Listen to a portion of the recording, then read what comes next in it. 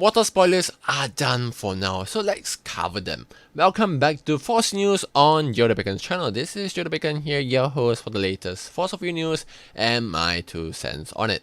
And today we will be covering the water spoilers that have been revealed so far. Starting off, we have the Water Fairy Peering, Fairy of Carrying Water, a 1-cost Water Fairy Resonator that has a continuous ability that only triggers once per turn, only when an addition you control is put from the field into the graveyard, allowing you to draw a card. This ability is decent if you are planning to play with a Flower Edition deck, and some of the Flower Edition even have an additional ability that triggers off when you banish them, which allows you to replenish your hand. This ability is decent if you are planning to play a Flower Edition deck, as there are some of the Flower Edition that has an additional ability which triggers when they banish themselves. This allows you to replenish your hand resources, though sadly it is once per turn. But before we move to the Flower Editions, let's have a look at this edition, Lake of the World Tree, a 1-cost water edition that allows you to reveal a 7-king ruler from your sideboard that do not share a name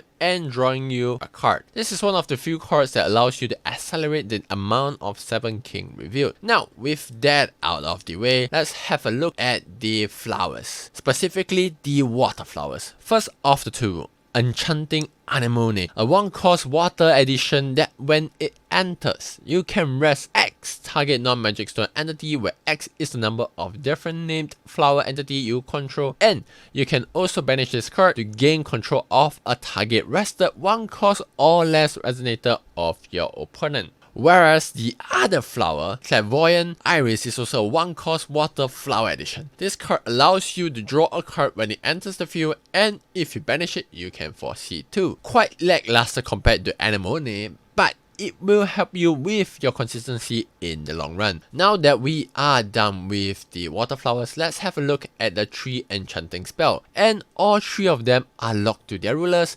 Nicholas, Enchanting, Ettore. First, Enchanting Sortie, a 1-cast water quick cast chant that also has the new chaining mechanic, where if this is the first spell you play after Virtuous Blazing, Wall, or Deathly Skill spell you played this turn, it is considered chained. And if this card is chained, you can choose to use both of its effects instead of the usual one. And both effects are 1. Look at the top 3 cards of your deck and add 1 to hand and send the rest to the grave. Or 2. Cancel target activated ability your opponent control, which is crazy good considering how this only costs 1 water wheel. And next we have Enchanting Words, which is also a 1-cost water quick cast chant which allows you to target and return a 1-cost or lower non-magic stone non-J-ruler entity your opponent control to the top of their owner's deck, and at the same time you may search your deck for addition with total 1 cost and add it to your hand. This is an excellent early game disruptor, but the only downside is you must have a valid target to activate this card, and you cannot just use it to search for an addition. Speaking of which, the first few additions that comes to your mind should be the Flower Edition, since they are 1-cost. But you can search for any 1-cost addition, so I would recommend Floodgates like Shackle of Ice or even Curse of Cardiac. Floodgates that will slow down your opponent but not yourself. And now the last enchanting skill chant, Super Bloom.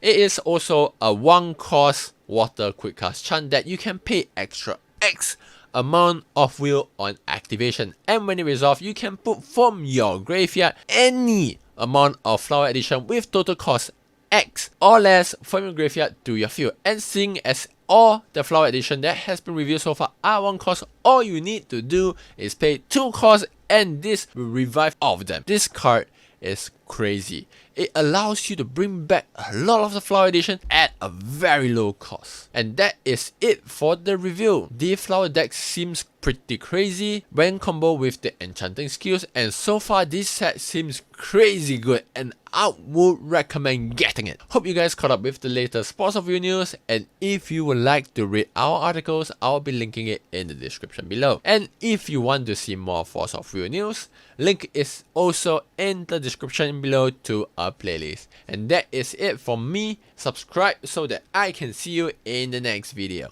Bye.